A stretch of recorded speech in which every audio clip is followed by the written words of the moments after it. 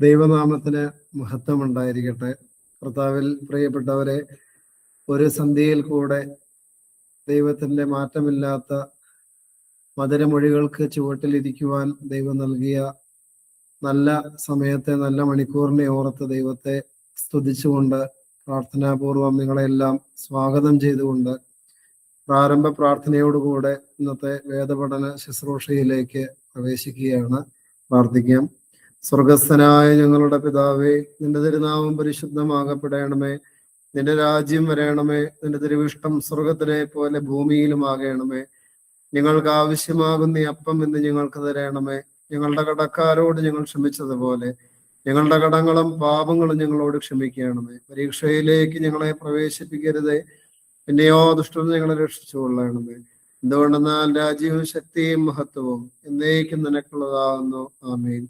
കൃപ നിറഞ്ഞ മറിയമേ, നിനക്ക് സമാധാനം. ഞങ്ങളുടെ കർത്താവ് നിന്നോട് കൂടെ സ്ത്രീകളിൽ നീ വാഴ്ത്തപ്പെട്ടവളാകുന്നു. നിന്റെ ഉദരഫലമായ യേശു മിശിഹ വാഴ്ത്തപ്പെട്ടവനാകുന്നു. ശുദ്ധമുള്ള കന്യക മർത്തമറിയമേ, തമ്പുരാന്റെ അമ്മേ, പാപികളായ ഞങ്ങൾക്ക് വേണ്ടി ഇപ്പോഴെപ്പോഴും ഞങ്ങളുടെ മരണസമയത്തും ദൈവം തമ്പുരാനോട് അപേക്ഷിച്ചു കൊള്ളണമേ. ആമേൻ. പ്രിയപ്പെട്ടവരെ, അപ്പോസ്തല പ്രവൃത്തിയാണല്ലോ നാം പഠിച്ചുകൊണ്ടിരിക്കുന്നത്. അപ്പോസ്തല പ്രവൃത്തി 5-ാം അധ്യായമായിരുന്നു കഴിഞ്ഞ ശനിയാഴ്ച നമ്മൾ പഠിക്കുവാനായിട്ട് പരിശ്രമിച്ചത്. അനന്യ സഫീറ ദമ്പതികളുടെ അവിശ്വസ്തതയെയാണ് നമ്മൾ അതിൻ്റെ ആദ്യ ഭാഗത്ത് കാണുന്നത്. അവർക്കുള്ള സമ്പാദ്യങ്ങളെല്ലാം വിറ്റ് അപ്പോസ്തലന്മാരുടെ കാൽക്കൽ കൊണ്ടുവന്ന് വെക്കുന്നുവെങ്കിലും അത് പൂർണ്ണമായ ഒരു സമർപ്പണം നടത്താതെ അവിടെ ദൈവാത്മാവിനോട് കാപട്യം കാണിക്കുകയും ദൈവത്തിന്റെ ആത്മാവ് അവരെ ശാസിക്കുകയും ചെയ്യുന്ന ഭാഗവും അതിനുശേഷം അവര് മരണത്തിന് അധീനരായി തീരുകയും ചെയ്യുന്നതിനെ പറ്റിയാണ് അതിന്റെ ആദ്യത്തെ ഭാഗത്ത് നമുക്ക് കാണാനായിട്ട് സാധിക്കുന്നത്. പിന്നീട് അപ്പോസ്തലനായ പത്രോസ്ലീഹായിലൂടെ നടക്കുന്ന അത്ഭുതങ്ങളും അടയാളങ്ങളും എല്ലാം അതിന്റെ ഭാഗത്ത് പിന്നീട് കാണുന്നു. യഹൂദന്മാര് പിന്നെയും അപ്പോസ്തലനായ പത്രോസിനെയും അവരെയൊക്കെ വീണ്ടും തടവിലാക്കുകയും അവരെ ഉപദ്രവിക്കുകയൊക്കെ ചെയ്യുമ്പോൾ അവര് ഏറെ പ്രയാസങ്ങൾ അനുഭവിച്ച് അടിയൊക്കെ ഏറ്റു കഴിയുമ്പോൾ ഏറ്റവും അവസാനം 41-ാമത്തെ വാക്യത്തിൽ എങ്ങനെയാണ്: തിരുനാമത്തിന് വേണ്ടി അപമാനം സഹിപ്പാൻ യോഗ്യരായി എണ്ണപ്പെടുകയാൽ അവർ സന്തോഷിച്ചുകൊണ്ട് ന്യായാധിപ സംഘത്തിന്റെ മുമ്പിൽ നിന്ന് പുറപ്പെട്ടു പോയി. അപ്പോൾ വലിയ പ്രയാസങ്ങളും പ്രതിസന്ധികളും ശാരീരികമായ പീഡയൊക്കെ ഏൽക്കുന്ന ഒരു സാഹചര്യത്തിൽ യേശുവിനെ ഉപേക്ഷിച്ചു പോവുകയല്ല, മറിച്ച് അതിനെ ഓർത്ത് സന്തോഷിച്ച് തുള്ളിച്ചാടി ദൈവത്തിന് മഹത്വം പറഞ്ഞുകൊണ്ട് മുന്നോട്ട് പോവുകയാണ്. അതിന്റെ കാരണം എന്താന്നുള്ളതും ഞാൻ കഴിഞ്ഞ ആഴ്ച സൂചിപ്പിച്ചിരുന്നു. വിശുദ്ധ മത്തായി 5-ാം അധ്യായം 11-ാമത്തെ വാക്യം എങ്ങനെയാണ്: നിങ്ങൾ എൻ്റെ നാമത്തിൽ നിങ്ങളെ ആരെങ്കിലും പ്രയാസപ്പെടുത്തുകയോ അതുപോലെ തന്നെ ഉപദ്രവിക്കുകയോ ചെയ്യുമ്പോൾ നിങ്ങൾ സന്തോഷിച്ച് ആനന്ദിപ്പീൻ, സ്വർഗത്തിൽ നിങ്ങളുടെ പ്രതിഫലം വലുതാകുകൊണ്ട് നിങ്ങൾ സന്തോഷിപ്പീൻ എന്ന് യേശു മുന്നമേ ഇവരെ പഠിപ്പിച്ചിട്ടുള്ള കാര്യമാണ്. അതുകൊണ്ട് പ്രിയപ്പെട്ടവർ, യേശുവിന്റെ നാമത്തിൽ നമ്മൾ ജീവിക്കുമ്പോൾ ഒരുപക്ഷെ നമ്മളെ ഉപദ്രവിക്കുന്നവരും പ്രയാസപ്പെടുന്നവരും അതുപോലെ നിന്ദിക്കുന്നവരും പരിഹസിക്കുന്നവരൊക്കെ കാണും. അങ്ങനെ വരുമ്പോൾ നിരാശപ്പെടുകയല്ല ചെയ്യേണ്ടത്, മറിച്ച് അവരിലൂടെ സ്വർഗത്തിൽ നമ്മളുടെ പ്രതിഫലം വർദ്ധിക്കുന്നു എന്നോർത്ത് സന്തോഷിക്കണം. അവർക്ക് വേണ്ടി പ്രാർത്ഥിക്കണം. അവരുടെ മാനസാന്തരത്തിന് വേണ്ടി നമ്മുടെ ദൈവസന്നിധിയിൽ ആയിരിക്കുവാനും പ്രത്യേകം ശ്രദ്ധിക്കണം എന്നുള്ള ഒരു ചിന്തയോടുകൂടെയാണ് കഴിഞ്ഞ ആഴ്ച നാം അവസാനിപ്പിച്ചത്. ഈ ആഴ്ച അപ്പോസ്തല പ്രവൃത്തി 6-ഉം 7-ഉം അധ്യായങ്ങൾ, 2 അധ്യായങ്ങൾ പഠിക്കുവാനായിട്ടാണ് നമ്മൾ ആഗ്രഹിക്കുന്നത്. അതിലെ 6-ാമത്തെ അധ്യായത്തിന്റെ ആദ്യത്തെ 2 വാക്യങ്ങളൊന്ന് വായിക്കാമോ? 6-ാം അധ്യായം ആദ്യത്തെ 2 വാക്യങ്ങൾ. കേൾക്കുന്നുണ്ടല്ലോ അല്ലെ ഞാൻ പറയുന്നേ?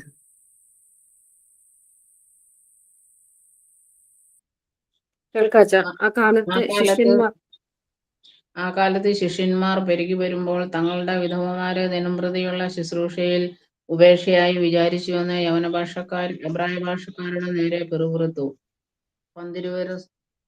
പന്തിരുവർ ശിഷ്യന്മാരുടെ കൂട്ടത്തെ വിളിച്ചു വരുത്തി, ഞങ്ങൾ ദൈവവചനം ഉപേക്ഷിച്ചു മേശകളിൽ ശുശ്രൂഷ ചെയ്യുന്നത് യോഗ്യമല്ല.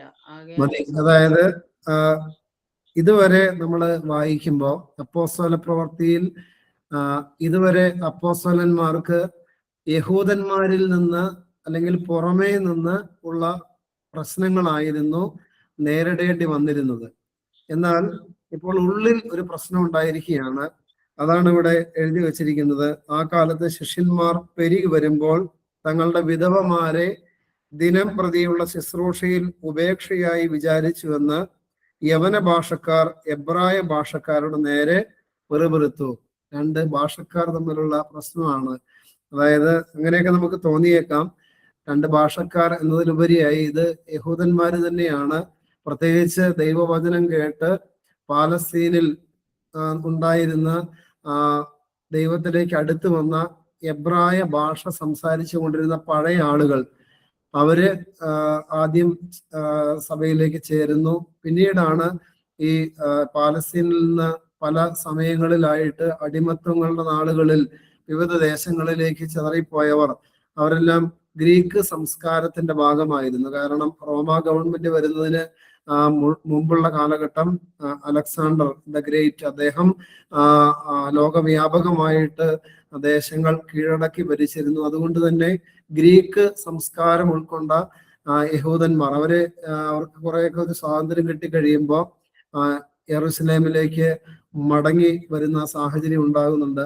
അവരും മാനസാന്തരപ്പെട്ട് ക്രൈസ്തവ സഭയിലേക്ക് ചേർന്നിട്ടുണ്ട്. അപ്പോൾ ഇവർക്കിടയിലാണ് ഒരു പ്രശ്നം ഉണ്ടായിരിക്കുന്നത്.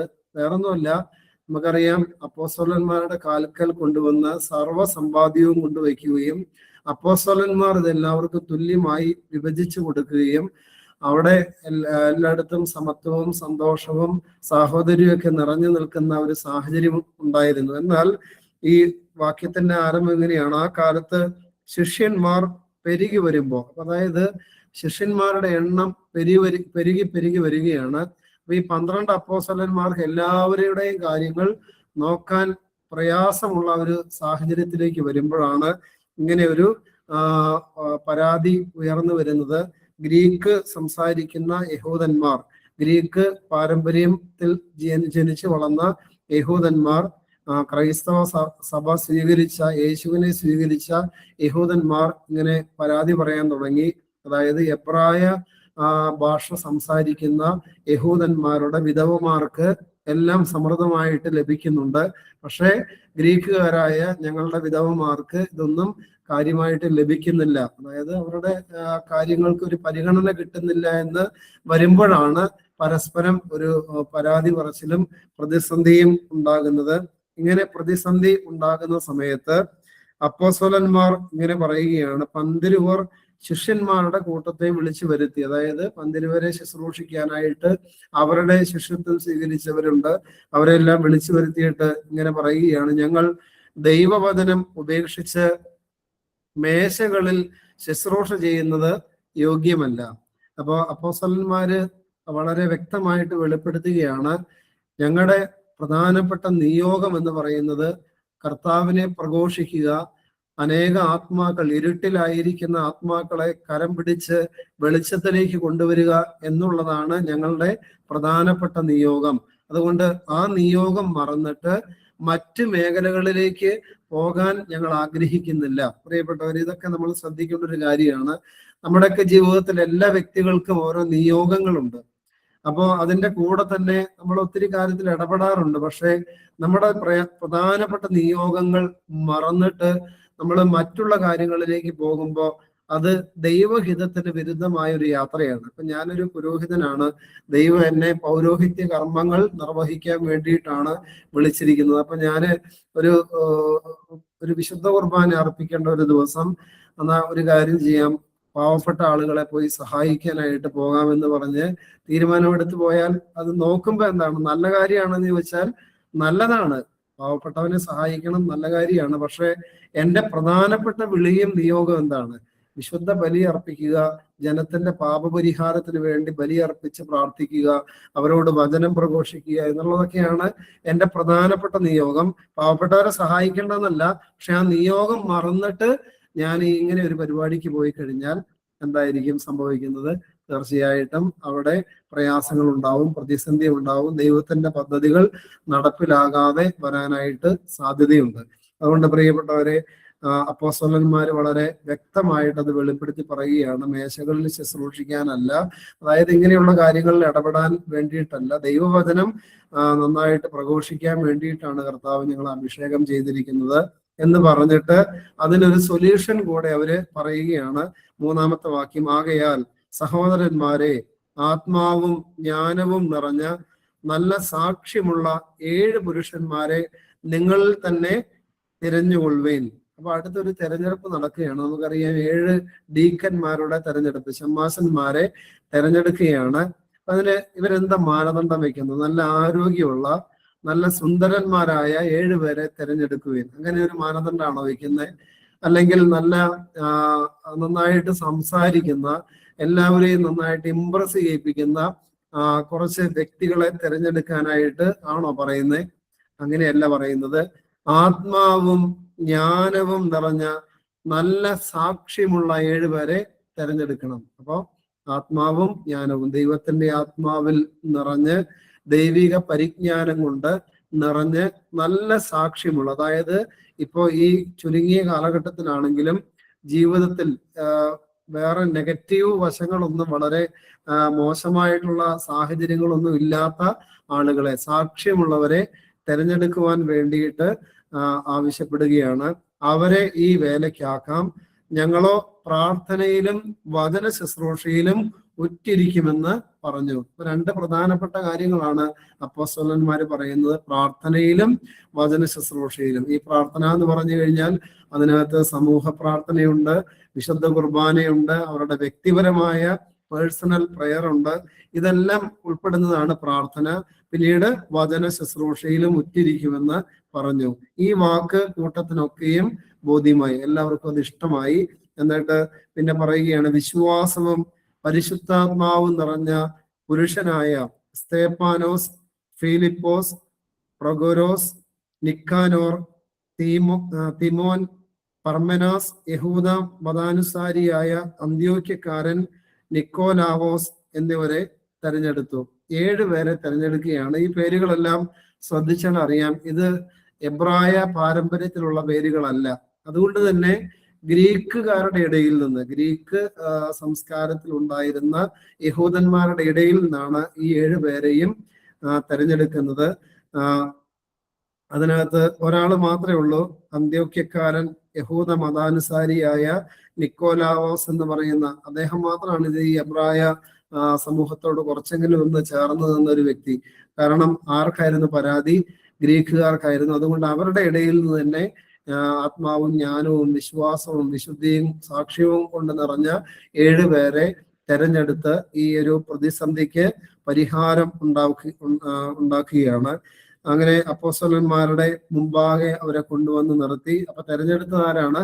തെരഞ്ഞെടുപ്പ് നടത്തിയ അപ്പോസ്തലന്മാരാണോ? അപ്പോസ്തലന്മാരല്ല, അവിടെ ഉണ്ടായിരുന്ന ജനസമൂഹമാണ് സാക്ഷ്യമുള്ളവരാരാണെന്നും അതുപോലെ തന്നെ ഈ വിശ്വാസവും വിശുദ്ധിയും അതുപോലെ ജ്ഞാനവും ഒക്കെയുള്ള ആരാണെന്ന് ജനം അപ്പോസ്തലന്മാരോട് പറയുകയും അവര് തന്നെ തെരഞ്ഞെടുത്ത് അപ്പോസ്തലന്മാരുടെ മുമ്പാകെ കൊണ്ടുവന്ന് നിർത്തി. അവർ പ്രാർത്ഥിച്ച് അവരുടെ മേൽ കൈവച്ചു. അപ്പൊ അതുവരെ ഉള്ളൊരു കാര്യം ഒരു 1-ാം ഭാഗമായിട്ട് നമ്മൾ കാണണം.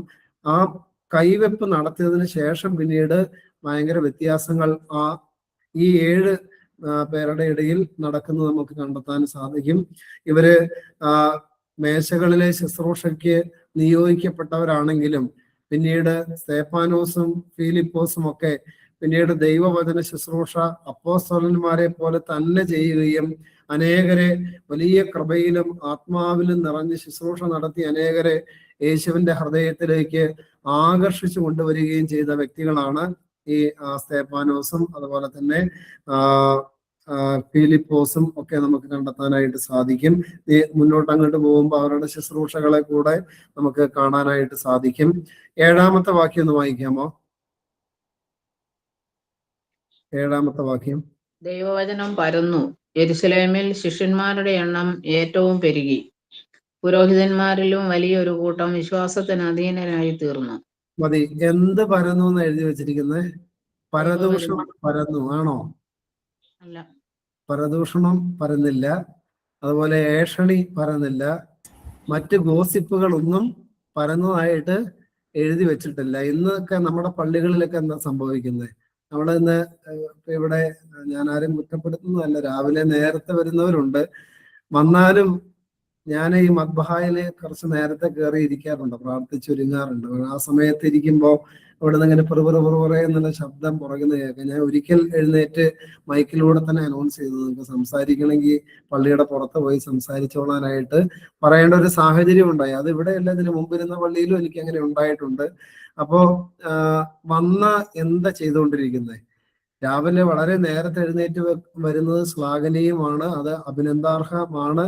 പക്ഷെ വന്നിട്ട് എന്താ ചെയ്യുന്നേ? വെറുതെ വീട്ടിലെ കുറവുകളും ഒന്നും പറഞ്ഞുകൊണ്ടിരിക്കാനല്ല നമ്മള് പള്ളി വരേണ്ടത്. മറിച്ച് വന്നു കഴിഞ്ഞാൽ വചനത്തെ പറ്റി പറഞ്ഞോ, അതും പുറത്തു പോയിരുന്ന് പറഞ്ഞോളണം. കാരണം പള്ളിക്കകത്തിരുന്ന് രാവിലെ നേരത്തെ വന്ന് പ്രാർത്ഥിക്കുന്ന ആളുകളുണ്ട്. അതുകൊണ്ട് പുറത്തിറങ്ങി സംസാരിക്കണം. എന്തിനെ പറ്റി? ദൈവവചനത്തെ പറ്റി, യേശുവിനെ പറ്റി സംസാരിക്കണം. അങ്ങനെ സംസാരിക്കുമ്പോൾ എന്താ സംഭവിക്കുന്ന? ദൈവവചനം പരന്നു കഴിഞ്ഞപ്പോ എന്താ സംഭവിക്കുന്നതാണ്? രണ്ട് കാര്യങ്ങളാണ് സംഭവിക്കുന്നത്. യെരൂശലേമിൽ ശിഷ്യന്മാരുടെ എണ്ണം ഏറ്റവും പെരുകി. കണ്ടോ? വചനം പരന്നു കഴിഞ്ഞപ്പോ എന്ത് സംഭവിച്ചു? അനേകർ ഈ വചനം കേട്ട് യേശുവിന്റെ സ്നേഹത്തിലേക്ക് അടുത്തു വന്നു. അപ്പൊ വീട്ടിൽ വചനം പരന്നു കഴിഞ്ഞാൽ എന്ത് സംഭവിക്കും? വചനത്തെ പറ്റിയുള്ള സംസാരങ്ങൾ ഉണ്ടായി കഴിഞ്ഞാൽ, യേശുവിനെ പറ്റിയുള്ള പ്രഘോഷണങ്ങൾ കേട്ടുകൊണ്ടിരുന്നു കഴിഞ്ഞാൽ എന്ത് സംഭവിക്കും? അവിടെ വിശ്വാസം വർദ്ധിക്കും. ശിഷ്യന്മാരുടെ എണ്ണം വർദ്ധിക്കും. അതായത് അവിശ്വാസത്തിലുള്ള ഭർത്താവ് വിശ്വാസത്തിലേക്ക് വരാൻ സാധ്യതയുണ്ട്.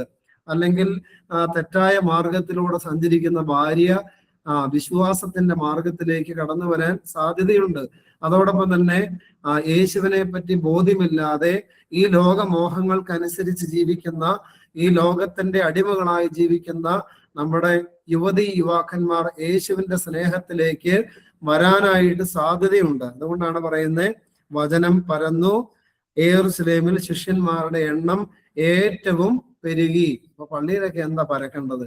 ഏഷണിയും പരദൂഷണവും അച്ഛന്റെ കുറവുകളും നാട്ടുകാരുടെ കുറവുകളും മെത്രാപ്പോലിത്തമാരുടെ ബലഹീനതകളൊക്കെ പറഞ്ഞുകൊണ്ടിരുന്നു കഴിഞ്ഞാൽ ഇത് മാത്രമേ പറയാനുണ്ടാവുള്ളൂ. ചാവുന്നവരെ ഇതിങ്ങനെ പറഞ്ഞുകൊണ്ടേ ഇരിക്കും. അവസാനം കുഴി കൊണ്ടുപോയി നമ്മളെ ആരെങ്കിലും കൊണ്ടുപോയി വെക്കും. ഇതിൽ കൂടുതലൊന്നും സംഭവിക്കാനില്ല. എന്നാൽ യേശുവിനെ പറ്റി പറയാൻ ആരംഭിച്ചാൽ, ദൈവത്തിന്റെ വചനത്തെ പറ്റി നമ്മൾ മറ്റുള്ളവരോട് സംസാരിക്കാൻ തുടങ്ങി കഴിഞ്ഞാൽ വിശ്വാസം വർദ്ധിക്കും.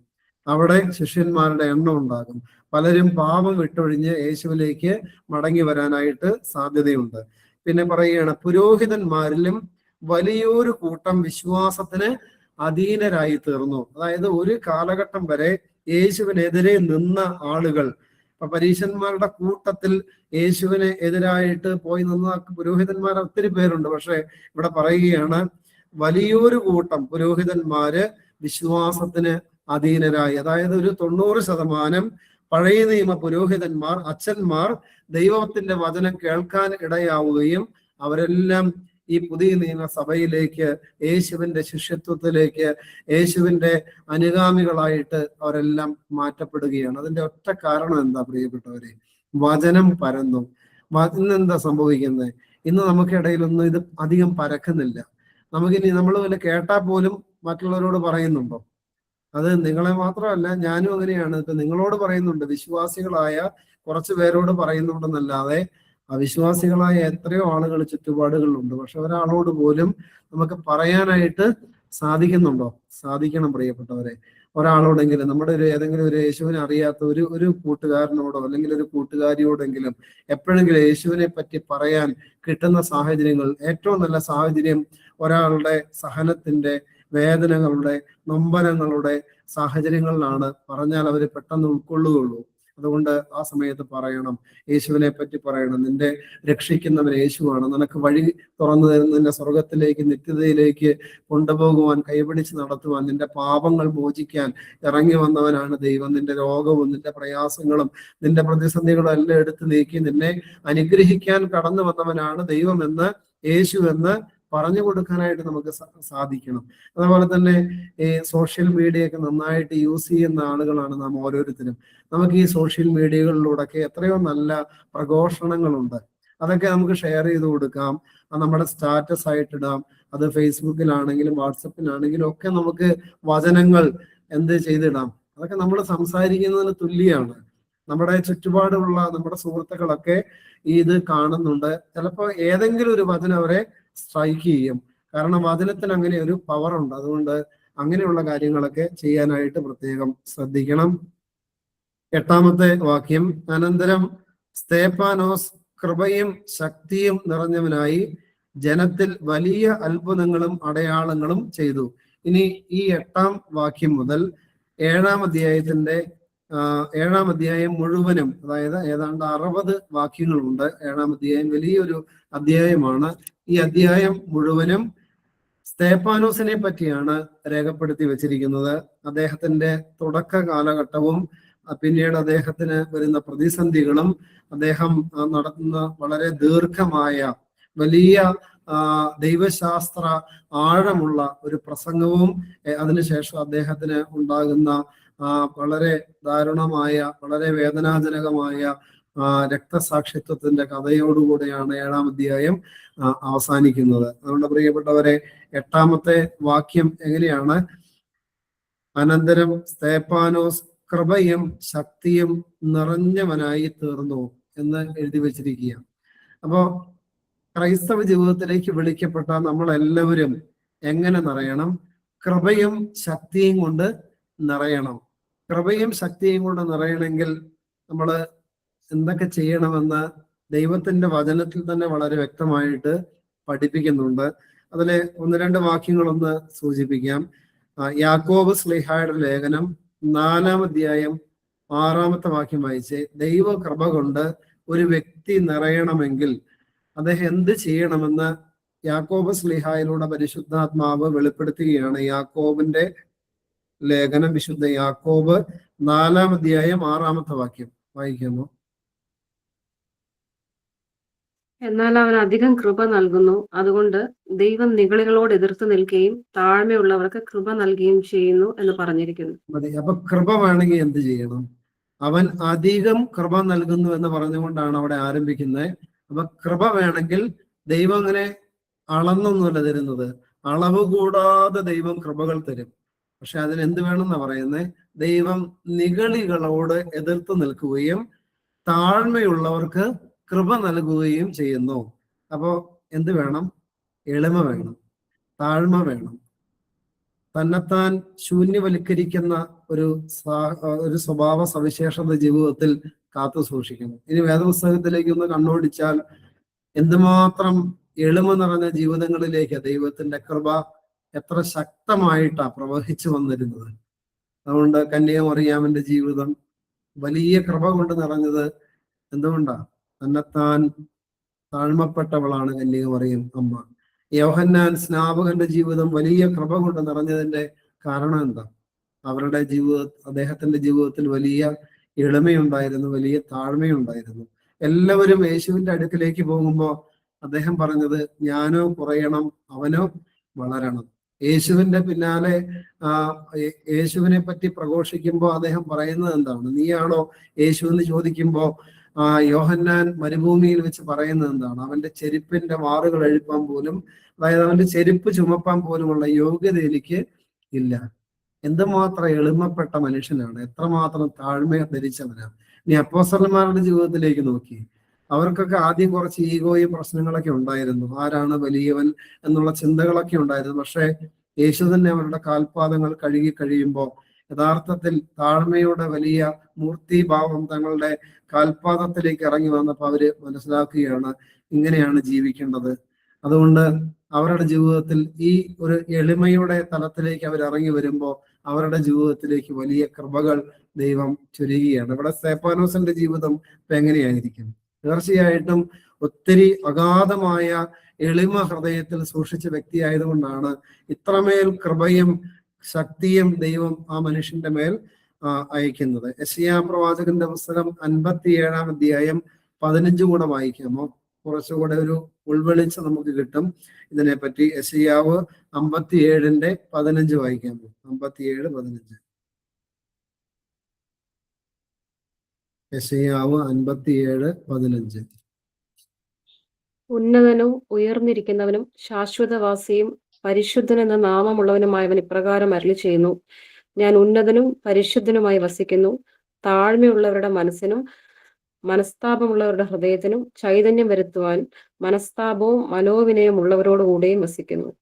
അപ്പൊ ദൈവം എവിടെ വസിക്കുന്നതെന്നാണ് ദൈവം പറയുന്നത്. ദൈവം തന്നെ വെളിപ്പെടുത്തുകയാണ്, ഞാൻ ഉന്നതനാണ്, ഞാൻ അത്യുന്നതനാണ്, പക്ഷേ താഴ്മയുള്ളവരുടെ, മനസ്താപമുള്ളവരുടെ, എളിമയുള്ളവരുടെ ജീവിതത്തിൽ അവരുടെ മനസ്സിന് പുതുക്കം വരുത്താനും അവരെ നവീകരിക്കാനും അവരോട് കൂടെ ഞാൻ വസിക്കുന്നു. അതുകൊണ്ട് പ്രിയപ്പെട്ടവരെ, എത്രമേൽ എളിമപ്പെടാൻ കിട്ടുന്ന സാഹചര്യങ്ങൾ വന്നാലും എന്ത് ചെയ്യണം? എളിമപ്പെട്ടോളണം. എളിമപ്പെട്ട് കഴിഞ്ഞാൽ നമുക്ക് ദൈവത്തിന്റെ കൃപ ലഭിക്കും. ദൈവത്തിന്റെ ആത്മശക്തി കൊണ്ട് നമ്മൾ നിറയപ്പെടും. അതുകൊണ്ടാണ് നമ്മൾ കഴിഞ്ഞതിന് മുമ്പത്തെ ക്ലാസ്സിൽ 5-ാം അധ്യായം 32-ാമത്തെ വാക്യത്തിൽ ഇങ്ങനെയാണ്: ഈ വസ്തുതയ്ക്ക് ഞങ്ങളും ദൈവം തന്നെ അനുസരിക്കുന്നവർക്ക് നൽകിയ പരിശുദ്ധാത്മാവും സാക്ഷികളാകുന്നു. അപ്പൊ ദൈവത്തെ അനുസരിക്കുന്നവർക്കാണ് ദൈവം എന്ത് കൊടുക്കുന്നത്? പരിശുദ്ധാത്മാവിനെ. അനുസരിക്കണമെങ്കിൽ എന്ത് വേണം? അനുസരിക്കണമെങ്കിൽ എളിമ വേണം. എളിമയില്ലെങ്കിൽ ധിക്കരിക്കും, ഒരു സംശയമില്ലാത്ത കാര്യം. അതുകൊണ്ട് പ്രിയപ്പെട്ടവരെ, ആത്മാവിന്റെ ശക്തി കൊണ്ടും ആത്മാവിന്റെ കൃപ കൊണ്ടും നിറയണമെങ്കിൽ തന്നെ എളിമപ്പെടുത്തുന്ന ഒരു ജീവിതത്തിന്റെ ഉടമസ്ഥരായി നാം മാറ്റപ്പെടണം. പിന്നീട് സ്തേഫാനോസിന്റെ ശുശ്രൂഷകളെ പറ്റി വെളിപ്പെടുത്തുകയാണ്. അനേക അത്ഭുതങ്ങളും അടയാളങ്ങളും അദ്ദേഹം ചെയ്യുന്നു. ലിബർത്തീനർ എന്ന പേരുള്ള പള്ളിക്കാരിലും കുറേനക്കാരിലും അലക്സാന്ദ്രിയക്കാരിലും കിലിക്കിയ ആസിയ എന്ന ദേശക്കാരിലും ചിലർ എഴുന്നേറ്റ് സ്തേഫാനോസിനോട് തർക്കിച്ചു. ഒത്തിരി പേര് സ്തേഫാനോസിനോട് തർക്കിക്കുകയാണ്. അവന്റെ വായിലൂടെ ഉതിർന്നു വീഴുന്ന ജ്ഞാനവചനങ്ങൾക്കെതിരായി, ദൈവാത്മാവ് പറയുന്ന വചനങ്ങൾക്കെതിരായിട്ട് ഒത്തിരി പേര് തർക്കിക്കാൻ നോക്കി. പക്ഷെ എന്താ സംഭവിക്കുന്ന? 10-ാമത്തെ വാക്യം: അവൻ സംസാരിച്ച ജ്ഞാനത്തോടും ആത്മാവോടും എതിർത്ത് നിൽപ്പാൻ അവർക്ക് കഴിഞ്ഞില്ല. കണ്ടോ? ഇതാണ് ഈ എളിമപ്പെട്ട് കഴിഞ്ഞാലുള്ള ഗുണം. അതാണ്, അതായത് ദൈവം അതുപോലെ അങ്ങ് പൊതിഞ്ഞു പിടിക്കും. പിന്നെ ആരുടെയും മുമ്പിൽ തല കുനിക്കാനായിട്ട് ആരനുവദിക്കില്ല? ദൈവം അനുവദിക്കില്ല. ദൈവം തന്നെ നമ്മുടെ ശിരസ് ഉയർത്തി നിർത്തും.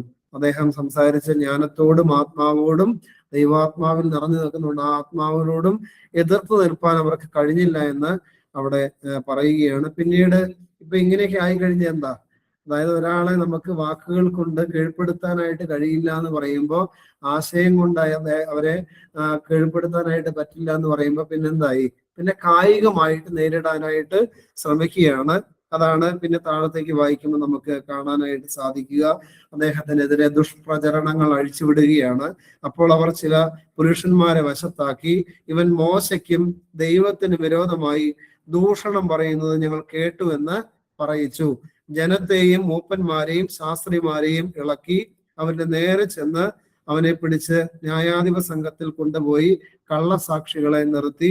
എന്നിട്ട് പറയുകയാണ്, ഈ മനുഷ്യൻ വിശുദ്ധ സ്ഥലത്തിനും ന്യായപ്രമാണത്തിനും വിരോധമായി ഇടപെടാതെ സംസാരിച്ചു വരുന്നു. ആ നസറായന യേശു ഈ സ്ഥലം നശിപ്പിച്ച് മോശ നമുക്ക് ഏൽപ്പിച്ച മര്യാദകളെ മാറ്റിക്കളയുമെന്ന് അവൻ പറഞ്ഞത് ഞങ്ങൾ കേട്ടു എന്ന് പറയിച്ചു. അങ്ങനെ ദുഷ്പ്രചരണങ്ങൾ, ചെയ്യാത്ത കാര്യങ്ങളെ പറ്റി ഇങ്ങനെ പറഞ്ഞ് അദ്ദേഹത്തെ ഒരു കള്ളനാക്കി മുദ്രകുത്തി. അതായത് യഹൂദ സമുദായത്തിന് എതിരായി നിൽക്കുന്ന ഒരു വ്യക്തിയാണെന്ന് മുദ്രകുത്തിയിട്ട് ന്യായാധിപ സംഘത്തിന്റെ മുമ്പാകെ കൊണ്ടുപോയി നിർത്തുകയാണ്. ഈ സമയത്ത് അദ്ദേഹത്തിന്റെ മുഖഭാവം എങ്ങനെയായിരുന്നു എന്നാണ് 15-ാമത്തെ വാക്യത്തിൽ എഴുതി വച്ചിരിക്കുന്നത്. ഒന്ന് വായിക്കാമോ? 15-ാമത്തെ വാക്യം: ന്യായാധിപ സംഘത്തിൽ ഇരുന്നവർ എല്ലാവരും അവനെ ഉറ്റുനോക്കി. അവന്റെ മുഖം ഒരു ദൈവദൂതന്റെ മുഖം പോലെ കണ്ടു. കണ്ടോ? ഈ ദുഷ്പ്രചരണങ്ങളും ഈ പ്രയാസങ്ങളും പ്രതിസന്ധികളൊന്നും സ്തേഫാനോസിനെ തളർത്തിയില്ല. കാരണം ആത്മാവിന്റെ ശക്തി കൊണ്ട് നിറഞ്ഞു നിൽക്കുകയാണ്. അങ്ങനെ നിറഞ്ഞു നിൽക്കുമ്പോൾ ശക്തി കെട്ടുപോവുകയല്ല, ശക്തിപ്പെട്ടുകൊണ്ടിരിക്കുകയാണ്. അത് മാത്രമല്ല, ന്യായാധിപ സംഘത്തിൽ ഇരിക്കുന്നവരെല്ലാം എന്താണ്? എല്ലാവരും സ്തേഫാനോസിനോടുള്ള ഭയങ്കര ശത്രുത കൊണ്ട് നിറഞ്ഞു നിൽക്കുക. അവരെങ്ങനെയെങ്കിലും ഇവനെ ഒന്ന് ഒടുക്കി കളഞ്ഞാൽ മതി എന്ന് ചിന്തിച്ചിരിക്കുന്ന സമയത്താണ് ഇവരെല്ലാം നോക്കുമ്പോ സ്തേഫാനോസിന്റെ മുഖം എങ്ങനെ ഇരിക്കുന്നത്? ഒരു ദൈവദൂതന്റെ മുഖം പോലെ ഇവർക്ക് കാണപ്പെടുകയാണ്. പിന്നീട് 7-ാം അധ്യായത്തിലേക്ക് നാം പ്രവേശിക്കുകയാണ്. 7-ാം അധ്യായത്തിൽ അതിന്റെ ആദ്യത്തെ ഭാഗം, ഇത് ഉള്ളത് തന്നെയോ എന്ന് മഹാപുരോഹിതൻ ചോദിച്ചതിന് അവൻ പറഞ്ഞത്. അപ്പോ ഇത് ശരിയാണോ, എന്താ ഈ കാര്യം, ഈ കേൾക്കുന്നതൊക്കെ ശരിയാണോ എന്ന് മഹാപുരോഹിതൻ, സൻഹെദ്രീം സംഘത്തിലെ ഏറ്റവും തലവനായിരിക്കുന്ന മഹാപുരോഹിതൻ ചോദിച്ചു കഴിയുമ്പോൾ സ്തേഫാനോസ് പിന്നീട് അങ്ങോട്ട് വളരെ ദീർഘമായ ഒരു പ്രസംഗം, ഈ 2-ാമത്തെ വാക്യം മുതൽ 53 വരെയുള്ള വാക്യങ്ങളിൽ അദ്ദേഹം വലിയ ദീർഘമായ ഒരു പ്രസംഗം നടത്തുകയാണ്. ഞാൻ ഇതിനെപ്പറ്റി ഇത് മൊത്തം വായിപ്പിക്കുന്നില്ല, ഇത് നിങ്ങൾ വീട്ടിലിരുന്ന് വായിക്കണം. ഈ പ്രസംഗത്തിൽ ഒത്തിരി ഉൾക്കാഴ്ചകൾ നമുക്ക് ലഭിക്കും. അത് മാത്രമല്ല, സ്തേഫാനോസ് എന്ന് പറയുന്ന ഈ ഒരു വ്യക്തിക്ക് എന്തുമാത്രം ദൈവവചനത്തിൽ അഗാധമായ പാണ്ഡിത്യം ഉണ്ടായിരുന്നു എന്നുള്ളത് നമുക്ക് മനസ്സിലാക്കാൻ സാധിക്കും. ഇദ്ദേഹം അബ്രഹാമിൽ ആരംഭിച്ചിട്ട് ദാവീദ് വരെയുള്ള കാര്യങ്ങൾ, അതായത് ഉൽപ്പത്തിയിൽ ആരംഭിച്ച് 2 ശമൂവേൽ വരെയുള്ള കാര്യങ്ങൾ ഒരു മാലയിൽ മുത്ത് കോർത്തിണക്കിയിടുന്നത് പോലെ ഇതെല്ലാം ജോയിന്റ് ചെയ്ത് വളരെ ഭംഗിയായിട്ട് അവതരിപ്പിക്കുക. അതായത് പഴയ നിയമജനത്തിന്റെ നല്ലൊരു ചരിത്രം, യെരൂശലേം ദേവാലയം പണിയുന്ന ആ ഒരു സാഹചര്യത്തിലുള്ള ചരിത്രം വളരെ ഭംഗിയായിട്ട് അദ്ദേഹം അവിടെ നിന്ന് പ്രഘോഷിക്കുകയാണ്. അതിന് ശേഷം ആണ് പിന്നെ ഡൈവേർട്ട് ചെയ്ത് പുതിയ നിയമവുമായിട്ട് ബന്ധിപ്പിക്കുകയാണ്. അപ്പോ ഈ വചന പ്രഘോഷണത്തിൽ ശ്രദ്ധിക്കേണ്ട ഒരു കാര്യമുണ്ട്. ഇപ്പൊ പഴയ നിയമം നമ്മൾ ഉപയോഗിക്കുന്നുണ്ട്. പഴയ നിയമത്തിലെ എല്ലാ നിയമങ്ങളും നമ്മൾ അങ്ങനെ എടുക്കുന്നുണ്ടോ എന്ന് ചോദിച്ചാൽ ഇല്ല, എല്ലാ നിയമങ്ങളും നമ്മൾ എടുക്കുന്നില്ല. കാരണം യഹൂദന് വേണ്ടി മാത്രമുള്ള നിയമങ്ങൾ ഉണ്ടായിരുന്നു, ആ നിയമങ്ങളൊന്നും നമ്മൾ എടുക്കുന്നില്ല. പരിച്ഛേദന ഒരു ഉദാഹരണമാണ്. അതുപോലെ തന്നെ അവരുടെ ശാപതാചരണം ശനിയാഴ്ച, അത് നമ്മൾ എടുക്കുന്നില്ല. മറിച്ച് നമ്മൾ യേശുവിന്റെ ഉദ്ധാനം ഞായറാഴ്ച, അതുകൊണ്ട് ആ ദിവസത്തെ നമ്മൾ ആദരിച്ച് ശാബത് പോലെ നമ്മൾ അതിനെ ബഹുമാനപൂർവം അതിനെ ആദരിക്കുന്നുണ്ട്. പക്ഷെ യഹൂദന്മാരുടെ ശനിയാഴ്ചയായ ശാബത്തിന് നമ്മൾ ആദരിക്കുന്നില്ല. അതേപോലെ തന്നെ അവരുടെ ശാബത്തിലെ നിയമങ്ങളൊന്നും നമ്മൾ ഫോളോ ചെയ്യുന്നില്ല. അതേപോലെ തന്നെ അവർക്ക് ഒത്തിരി മറ്റുള്ള നിയമങ്ങൾ ഒത്തിരി ഉണ്ടായിരുന്നു, അതൊന്നും നമ്മൾ ഫോളോ ചെയ്യുന്നില്ല. അപ്പൊ പൊതുവായിട്ടുള്ള നിയമങ്ങളുണ്ട്, അതാണ് നമ്മൾ എടുത്തിട്ടുള്ളത്. 10 കൽപ്പനകൾ, അതുപോലെ പ്രവാചകന്മാരിലൂടെ ലഭിച്ച ദൈവിക കൽപ്പനകൾ, ഇതൊക്കെ നമ്മൾ സ്വീകരിക്കുന്നുണ്ട്. എങ്കിലും പഴയ നിയമം നമ്മൾ എപ്പോഴും പുതിയ നിയമത്തിലൂടെ വേണം വായിക്കാനായിട്ട്. പുതിയ നിയമവുമായിട്ട് ബന്ധപ്പെടുത്തണം. പഴയ നിയമത്തിലെല്ലാം പുതിയ നിയമത്തിലേക്ക് ബന്ധപ്പെടുത്തണം. അതിന് സാധിക്കും. ഇത് വായിച്ചു പോകുമ്പോൾ നമുക്ക് കണ്ടെത്താൻ സാധിക്കും. ഏറ്റവും അവസാനം ഇത് നേരെ സ്തേഫാനോസ് പുതിയ നിയമത്തിലേക്ക് ബന്ധിപ്പിക്കുക, യേശുവിലേക്ക് ബന്ധിപ്പിക്കുക. പുതിയ നിയമം എന്ന് പറയുമ്പോൾ യേശുവുമായിട്ട് ബന്ധപ്പെടുത്തുകയാണ്. അങ്ങനെ യേശുവുമായിട്ട് ബന്ധപ്പെടുത്തിയിട്ടാണ് പഴയ നിയമത്തെ അദ്ദേഹം ഇവിടെ വ്യാഖ്യാനിക്കുന്നത്. അതുകൊണ്ട് ആ ഒരു ഭാഗം നിങ്ങൾ വീട്ടിലിരുന്ന് വായിക്കണം, നല്ലൊരു ഉൾക്കാഴ്ച ലഭിക്കും. ഈ ക്ലാസ് കഴിഞ്ഞ ഉടൻ തന്നെ 2-ാമത്തെ വാക്യം, 7-ാം അധ്യായം 1 മുതൽ 53 വരെയുള്ള വാക്യങ്ങൾ നിങ്ങൾ വായിക്കണം. അവിടെ ശലോമോൻ വരെയുള്ള ദേവാലയം പണി പൂർത്തീകരിക്കുന്നത് വരെയുള്ള കാര്യങ്ങൾ വളരെ വ്യക്തമായിട്ട് അവരോട് സംസാരിക്കുന്നുണ്ട്. അതിനുശേഷമാണ് 51 വരെയാണ് അതിനെപ്പറ്റി വ്യക്തമായിട്ട് പറയുന്നത്.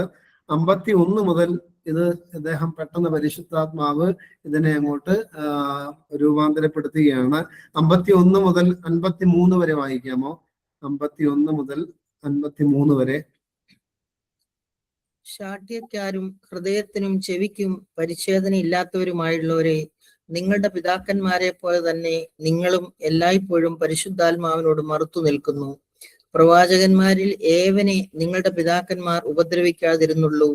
നീതിമാനായവന്റെ വരവിനെ കുറിച്ച് മുൻ അറിയിച്ചവരെ അവർ കൊന്നുകളഞ്ഞു. അവനെ നിങ്ങൾ ഇപ്പോൾ ദ്രോഹികളും കൊലപാതകരും ആയി തീർന്നു. നിങ്ങൾ ദൈവദൂതന്മാരുടെ നിയോഗങ്ങളായി ന്യായപ്രമാണം പ്രാപിച്ചു, എങ്കിലും അത് പ്രമാണിച്ചിട്ടില്ല. മതി. അതായത് ഇതുവരെ ഇതെല്ലാം പറഞ്ഞിട്ട് വളരെ പെട്ടെന്ന് തന്നെ പരിശുദ്ധാത്മാവിനോട് പറയുകയാണ്, ശാഠ്യക്കാരും ഹൃദയത്തിനും ചെവിക്കും പരിച്ഛേദന ഇല്ലാത്തവരുമായുള്ളവരെ. അപ്പൊ തുടക്കത്തിൽ എന്താ വിളിക്കുന്നത്? പിതാക്കന്മാരെ എന്നൊക്കെ, സഹോദരന്മാരെ എന്നൊക്കെ വിളിച്ചിട്ടാണ് ഇത്രയും കാര്യങ്ങൾ പറഞ്ഞതിന് ശേഷം അവരെ വിളിക്കുകയാണ്. ശാഠ്യക്കാരും ചെവിക്കും ഹൃദയത്തിനും പരിച്ഛേദന ഇല്ലാത്തവരുമായുള്ളവരെ, നിങ്ങളുടെ പിതാക്കന്മാരെ പോലെ തന്നെ നിങ്ങളും എല്ലായ്പ്പോഴും പരിശുദ്ധാത്മാവിനോട് മറുത്ത് നിൽക്കുന്നു. പ്രവാചകന്മാരിൽ ഏവരെ നിങ്ങളുടെ പിതാക്കന്മാർ ഉപദ്രവിക്കാതിരുന്നു. അപ്പൊ അതൊക്കെ ശരിയല്ലേ? യിരെമ്യാവിലേക്ക് എന്തുമാത്രം പ്രയാസപ്പെടുത്തിയെന്നറിയോ? യിരെമ്യാവ് ദൈവത്തോട് പ്രാർത്ഥിക്കുന്നുണ്ട്, ദൈവമേ മരിച്ചായിരുന്നെങ്കിൽ. ജനന ദിവസത്തെ ശപിച്ചവനാണ് യിരെമ്യാവ്. അത്രമേൽ ഉപദ്രവങ്ങൾ ഈ യഹൂദന്മാരിൽ നിന്ന് നേരിട്ട വ്യക്തിയായിരുന്നു യിരെമ്യാവ്. യിരെമ്യാവും അതെ, യെഹെസ്കേലും അതെ, യെശയ്യാവും അതെ, ഒത്തിരി പ്രയാസങ്ങൾ അവർക്ക് നേരിടേണ്ടി വന്നു. നീതിമാനായവന്റെ വരവിനെ കുറിച്ച് മുൻ അറിയിച്ചവരെ അവർ കൊന്നുകളഞ്ഞുകൊണ്ട് യേശുവിലേക്ക് കൊണ്ടുവന്ന് ബന്ധിപ്പിക്കുകയാണ്. അവന് നിങ്ങൾ ഇപ്പോൾ ദ്രോഹികളും കൊലപാതകരും ആയി തീർന്നു. നിങ്ങൾ ദൈവദൂതന്മാരുടെ നിയോഗങ്ങളായി ന്യായപ്രമാണം പ്രാപിച്ചു എങ്കിലും അത് പ്രമാണിച്ചിട്ടില്ല. അപ്പൊ വലിയ നിയോഗം അവര് പ്രാപിച്ചത്, ദൈവദൂതന്മാർക്കുള്ള നിയോഗം പ്രാപിച്ച ഒരു സമൂഹമായിരുന്നു. പക്ഷെ അവരത് പ്രമാണിച്ചില്ല എന്ന് പറയുകയാണ്. ഇതോടുകൂടെ എല്ലാവരും എല്ലാവരും വലിയ കോപം പൂണ്ട് സ്തേഫാനോസിന് എതിരായി തീരുകയാണ്. 54 മുതൽ 60 വരെയുള്ള വാക്യങ്ങൾ വായിച്ചേ. 54 മുതൽ 60 വരെ. ഇത് ഇത് കേട്ടപ്പോൾ കേട്ടപ്പോൾ അവർ കോപപരവശരായി അവന്റെ നേരെ പല്ലുകടിച്ചു. അവനോ പരിശുദ്ധാത്മാവ് നിറഞ്ഞവനായി സ്വർഗത്തിലേക്ക് ഉറ്റുനോക്കി ദൈവമഹത്വവും ദൈവത്തിന്റെ വലത്തുഭാഗത്ത് യേശു നിൽക്കുന്നതും കണ്ടു. ഇതാ സ്വർഗം തുറന്നിരിക്കുന്നതും മനുഷ്യപുത്രൻ ദൈവത്തിന്റെ വലത്തുഭാഗത്ത് നിൽക്കുന്നതും ഞാൻ കാണുന്നുവെന്ന് പറഞ്ഞു. അവർ ഉറക്ക നിലവിളിച്ചു, ചെവി പൊത്തിക്കൊണ്ട് ഒന്നിച്ച് അവന്റെ നേരെ പാഞ്ഞു ചെന്നു അവനെ നഗരത്തിൽ നിന്ന് തള്ളി പുറത്താക്കി കല്ലെറിഞ്ഞു. സാക്ഷികൾ തങ്ങളുടെ വസ്ത്രം ശൗൽ എന്ന പേരുള്ള ഒരു ബാല്യക്കാരനെ കാൽക്കൽ വെച്ചു. കർത്താവായ യേശുവേ, എന്റെ ആത്മാവിനെ കൈക്കൊള്ളണമേ എന്ന് സ്തെഫാനോസ് വിളിച്ചു അപേക്ഷിക്കുകയിൽ അവർ അവനെ കല്ലെറിഞ്ഞു. അവനോ മുട്ടുകുത്തി, കർത്താവെ, അവർക്ക് ഈ പാപം നിർത്തരുതേ എന്ന് ഉച്ചത്തിൽ നിലവിളിച്ചു. ഇത് പറഞ്ഞിട്ട് അവൻ നിദ്ര പ്രാപിച്ചു. അതായത് സ്തേഫാനോസിന്റെ രക്തസാക്ഷിത്വത്തെ പറ്റിയാണ് ഇവിടെ വെളിപ്പെടുത്തുന്നത്. അപ്പൊ ഇത് കേട്ട് കഴിയുമ്പോൾ അവരെല്ലാം വലിയ കോപത്തിൽ ജ്വലിച്ച് ഇദ്ദേഹത്തിനെതിരായിട്ട് വരികയാണ്. അപ്പോ ഇങ്ങനെ വരുമ്പോ സ്തേഫാനോസ് എന്താ ചെയ്യുന്നത്? തന്റെ മുന്നിലേക്ക് വരുന്നവരിലേക്കാണ് നോക്കിയത്, തന്നെ ആക്ഷേപിച്ചവരിലേക്കാണ് നോക്കിയത്, തന്നെ കല്ലെറിയാനായിട്ട് വരുന്നവരിലേക്കാണ് നോക്കിയത്. നമ്മളൊക്കെ ശരിക്കും എന്താ ചെയ്യുന്നത്? നമുക്ക് പ്രയാസങ്ങളും പ്രതിസന്ധികളും തരുന്നവരിലേക്ക് നോക്കി നിരാശപ്പെട്ട് നമ്മൾ ഭാരപ്പെട്ട്, ഞാനും അങ്ങനെയാണ്, ഭാരപ്പെട്ട് നമ്മുടെ ശരിക്കും ആത്മീയ വളർച്ച താഴത്തേക്ക് പോകുന്ന സാഹചര്യം ഉണ്ടാവും. ഇദ്ദേഹം എന്താ ചെയ്യുന്നത്? അവനോ പരിശുദ്ധാത്മാവ് നിറഞ്ഞവനായി എവിടേക്ക് നോക്കി? സ്വർഗത്തിലേക്ക് നോക്കി. കണ്ടോ? ഇതാണ് പ്രത്യേകത. നമ്മളും സ്തേഫാനോസും നമ്മളും വിശുദ്ധരും തമ്മിലുള്ള പ്രത്യേകത ഇതാണ്. നമ്മൾ എപ്പോഴും നോക്കുന്നത് പ്രശ്നങ്ങളിലേക്കാണ്, അല്ലെങ്കിൽ പ്രതിസന്ധികളിലേക്കാണ്, നമ്മളെ പ്രയാസപ്പെടുത്തുന്നവരിലേക്കാണ്, നമ്മുടെ ഭർത്താവിന്റെ കുറവുകളിലേക്കാണ്, ഭാര്യയുടെ അവളുടെ ജീവിതത്തിലെ കുറവുകളിലേക്കാണ്, മക്കളിലെ അവരുടെ ദൂഷ്യങ്ങളിലേക്കാണ് നോക്കിക്കൊണ്ടിരിക്കുന്നത്. മറിച്ച് പ്രിയപ്പെട്ടവരെ, എവിടെ നോക്കണം? ഈ കഴിഞ്ഞ ദിവസം ഇന്ന് ഒരാൾ കുമ്പസാരിക്കാൻ വന്നു കഴിയുമ്പോൾ അവര് അതെല്ലാം കഴിഞ്ഞിട്ട് എന്നോട് പറഞ്ഞാണ്, കുമ്പസാര രഹസ്യമൊന്നുമില്ല, അതിനുശേഷം പറഞ്ഞ കാര്യമാണ്. അതായത് കഴിഞ്ഞ ആഴ്ച പള്ളി വന്നപ്പോൾ ഞാൻ പള്ളിയിലില്ലായിരുന്നു, വേറെ അച്ഛനെ കുർബാന ചൊല്ലിയത്. അവര് പറയായിരുന്നു, ഞങ്ങളുടെ വീട്ടിൽ ഒരു പ്രയാസം ഉണ്ടായി, അപ്പൊ അതുകൊണ്ട് തന്നെ എൻ്റെ ബ്രദേഴ്സിന്റെ ഇടയിൽ ഒരു ബുദ്ധിമുട്ടുണ്ടായി. അപ്പോൾ ഞാൻ എൻ്റെ ഫോൺ കയ്യിൽ വെച്ചിരുന്നു. അപ്പൊ എൻ്റെ ശ്രദ്ധ മുഴുവനും ഈ ഫോണിലാണ്.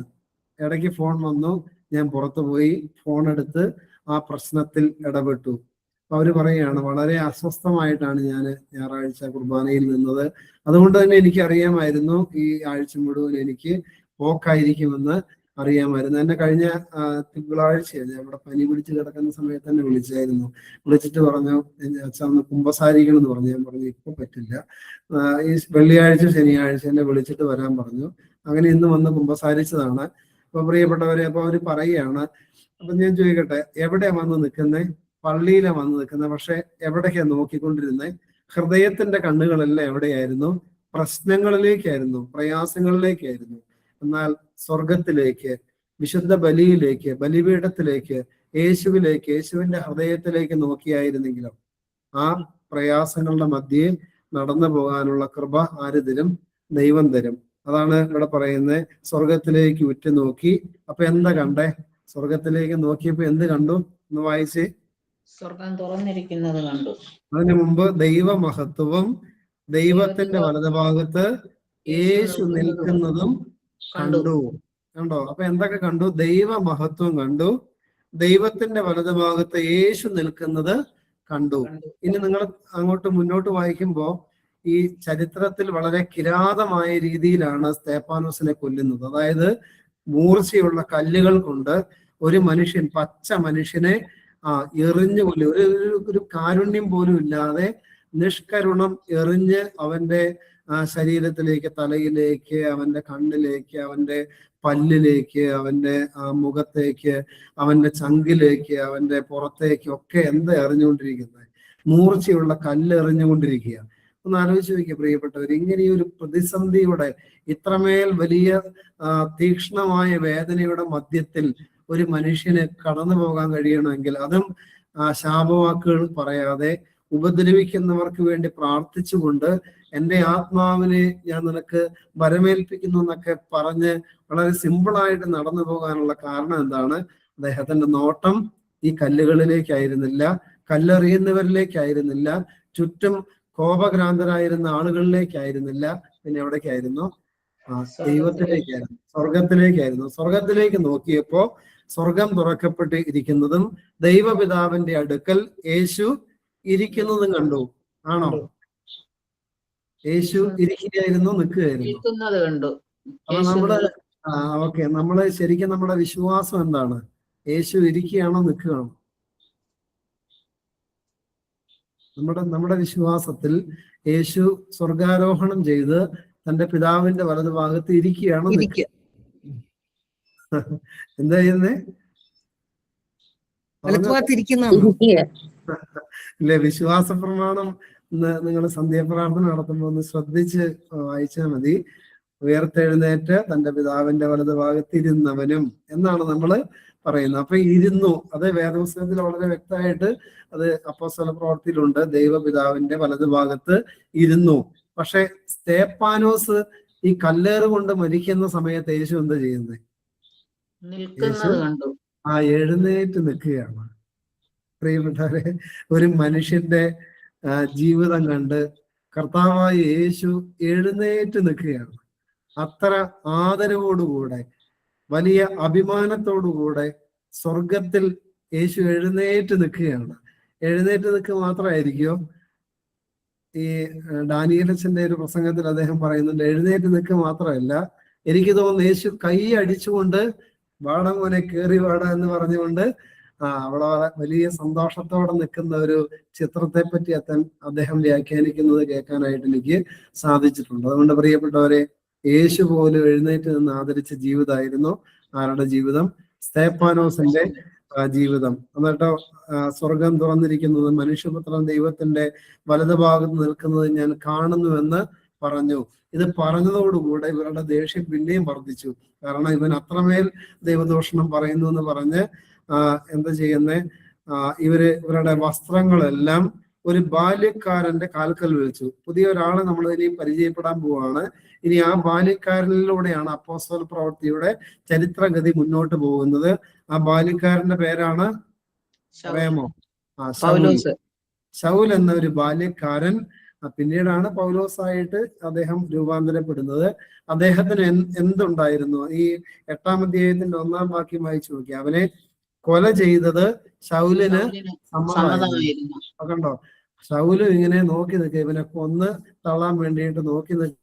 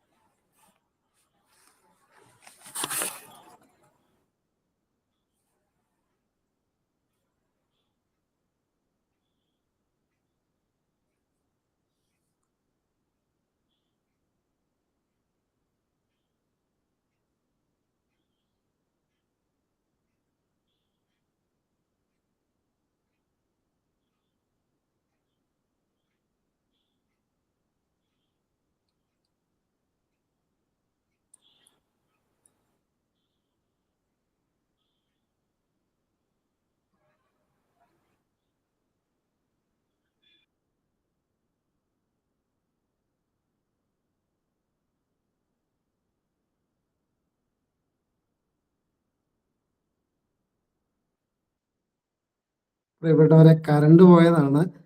എന്തായാലും നമ്മുടെ ബൈബിൾ ക്ലാസ് കഴിഞ്ഞിരുന്നു.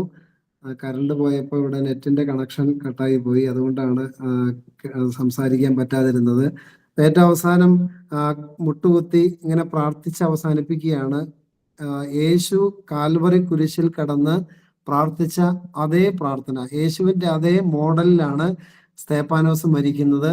കർത്താവെ, എൻ്റെ ആത്മാവിനെ ഞാൻ നിന്റെ കരങ്ങളിൽ ബലമേൽപ്പിക്കുന്നു എന്ന് പറഞ്ഞിട്ട് അദ്ദേഹം എന്താ ചെയ്യുന്നേ? മുട്ടുകുത്തി കർത്താവെ, അവർക്ക് ഈ പാപം നിർത്തരുതേ എന്ന് ഉച്ചത്തിൽ നിലവിളിച്ചുകൊണ്ട് അവസാനിപ്പിക്കുകയാണ്. അതുകൊണ്ട് പ്രിയപ്പെട്ടവരെ, യേശു എങ്ങനെ മരിച്ചോ അതുപോലെ മരിച്ച മനുഷ്യനാണ് സ്തേഫാനോസ്. അതായത് തൻ്റെ വിലാപ്പുറത്ത് കുത്തിയവർക്ക് എതിരെ ശാപവാക്കുകൾ ഉച്ചരിക്കാതെ അവരെ അനുഗ്രഹിച്ചത് കൊണ്ട്, അവർക്ക് വേണ്ടി പ്രാർത്ഥിച്ചുകൊണ്ട് യേശു, പിതാവേ, ഇവരുടെ പാപം ഇവരോട് ക്ഷമിക്കണമേ എന്ന് പ്രാർത്ഥിച്ച് അവസാനിപ്പിച്ചതുപോലെ തന്നെ ഇവിടെ സ്തേഫാനോസ്, കർത്താവേ, ഇവരുടെ പാപം ഇവരുടെ മേൽ നിർത്തരുതേ എന്ന് പ്രാർത്ഥിച്ചുകൊണ്ട് അവസാനിക്കുകയാണ് ഈ ഭാഗത്ത് നമുക്ക് കാണാനായിട്ട് സാധിക്കുന്നത്. അതുകൊണ്ട് ക്രൈസ്തവ ജീവിതത്തിന് നല്ലൊരു മാതൃകാ പുരുഷനാണ് സ്തേഫാനോസ്. അദ്ദേഹത്തിന്റെ ജീവിതത്തിലെ നല്ല കുറെ ക്വാളിറ്റീസ് ഉണ്ട്. അതായത് അദ്ദേഹം ഈ ദൈവവചനത്തിൽ അഗാധമായ ഒരു പാണ്ഡിത്യം അദ്ദേഹത്തിനുണ്ടായിരുന്നു. അത് മാത്രമല്ല, ഒത്തിരി എളിമയുള്ള മനുഷ്യനായിരുന്നു. അതുകൊണ്ടാണ് ദൈവകൃപ കൊണ്ടും ദൈവാത്മാവിന്റെ ചൈതന്യം കൊണ്ടും ശക്തി കൊണ്ടും നിറഞ്ഞ് വലിയ ശുശ്രൂഷകൾ നടത്തുവാനും അവസാനം വലിയ സാക്ഷ്യത്തോടെ യേശു പോലും എഴുന്നേറ്റ് നിന്ന് കൈയടിച്ച് ആദരിച്ചുകൊണ്ട് സ്വർഗത്തിലേക്ക് ആത്മാവിനെ സ്വീകരിക്കത്തക്ക വിധത്തിൽ ഒരു വലിയ മഹത്വത്തിന്റെ ഒരു ജീവിതത്തിന്റെ വ്യക്തിയായി അദ്ദേഹം മാറ്റപ്പെട്ടത്. അതുകൊണ്ട് പ്രിയപ്പെട്ടവരെ, ഈ 2 അധ്യായങ്ങളിലൂടെ ദൈവത്തിന്റെ ആത്മാവ് നമുക്ക് തന്ന എല്ലാ നല്ല ഉൾക്കാഴ്ചകൾക്കും ദൈവത്തിന് നന്ദി അർപ്പിച്ചുകൊണ്ട് സമാപന പ്രാർത്ഥന നടത്തി അവസാനിപ്പിക്കാം. കാരുണ്യവാനായ ദൈവമേ, അനുഗ്രഹീതമായ ഒരു സന്ധ്യ കൂടെ ഞങ്ങൾക്ക് ദാനമായിട്ട് നൽകിയ നാഥ, ഈ സന്ധ്യയിൽ അങ്ങയുടെ തിരുവചനം പഠിക്കുവാൻ, പ്രത്യേകിച്ച് അപ്പോസ്തല പ്രവൃത്തി 6-7 അധ്യായങ്ങളിൽ ദൈവമേ, അവിടുത്തെ ശുശ്രൂഷകളിലേക്ക് തിരഞ്ഞെടുക്കപ്പെട്ട 7 ശമ്മാശന്മാരിൽ സ്തേഫാനോസിനെ പറ്റി കൂടുതലായിട്ട് പഠിക്കുവാനും അദ്ദേഹത്തിന്റെ ജീവിതത്തിൽ ഉണ്ടായിരുന്ന ദൈവവചനത്തോടുള്ള ആഭിമുഖ്യവും അദ്ദേഹത്തിന്റെ ജീവിതത്തിലെ വലിയ എളിമയും ദൈവകൃപ കൊണ്ട് നിറഞ്ഞ് കർത്താവെ, അങ്ങയെപ്പറ്റി പ്രഘോഷിക്കാൻ, പ്രയാസങ്ങളുടെ പ്രതിസന്ധികളുടെ മധ്യേയും അങ്ങയിലേക്ക് നോക്കാനും, അങ്ങനെ സ്വർഗത്തെ കണ്ട് സ്വർഗം തുറക്കപ്പെട്ട് ദൈവമഹത്വം ജീവിച്ചിരിക്കുമ്പോൾ തന്നെ കണ്ട് യേശുവിനെ പോലെ സാക്ഷ്യമുള്ളവനായി ലോകത്തോട് വിട പറയുവാനും സ്തേഫാനോസിന് കഴിഞ്ഞതുപോലെ കർത്താവെ, പരിശുദ്ധ അപ്പോസ്തലന്മാരെ ഓർത്ത് ഞങ്ങൾ പ്രാർത്ഥിക്കുന്ന ഈ നാളുകളിൽ കർത്താവായ യേശുവെ, അവിടുത്തെ അപ്പോസ്തലന്മാരെ പോലെ, അപ്പോസ്തലന്മാരിലൂടെ തെരഞ്ഞെടുക്കപ്പെട്ട സ്തേഫാനോസിനെ പോലെ, ഫിലിപ്പോസിനെ പോലെ നല്ല സാക്ഷ്യമുള്ളവരായി ജീവിക്കുവാൻ ഞങ്ങളെ ഓരോരുത്തരെയും അവിടുന്ന് സഹായിക്കണമേ. ശുശ്രൂഷകളായിരിക്കുന്നവരെ, അവരുടെ വേദനകളെ, നൊമ്പരങ്ങളെ, കണ്ണുനീരുകളെ കർത്താവെ അവിടുന്ന് കാണണമേ. സൗഖ്യത്തിലേക്ക്, സമാധാനത്തിലേക്ക്, അനുഗ്രഹത്തിലേക്ക് അവിടുന്ന് കരം പിടിച്ച് നടത്തണമേ. നാളത്തെ വിശുദ്ധ ബലിയിലേക്ക് ഞങ്ങളെ ഒരുക്കണമേ. അനുകൂലമായ കാലാവസ്ഥയും എല്ലാ കൃപകളും അവിടുന്ന് പ്രദാനം ചെയ്യണമേ. നൽകിയ എല്ലാ കൃപകൾക്കും അനുഗ്രഹങ്ങൾക്കും ഒരിക്കൽ കൂടെ അങ്ങേക്ക് 1000 നന്ദിയും സ്തുതിയും അർപ്പിക്കുന്നു. പരിശുദ്ധ അമ്മേ, സർവ്വവിശുദ്ധരുമേ, ഞങ്ങൾക്ക് വേണ്ടി പ്രാർത്ഥിക്കണമേ. ആയത് പിതാവിന്റെയും പുത്രന്റെയും പരിശുദ്ധ റൂഹായുടെയും നാമമഹത്വത്തിനായിട്ട് തന്നെ. ആമീൻ. ദൈവം നിങ്ങളെല്ലാവരെയും അനുഗ്രഹിക്കട്ടെ. ഒരു ശുഭരാത്രി നിങ്ങൾക്ക് എല്ലാവർക്കും നേരുന്നു.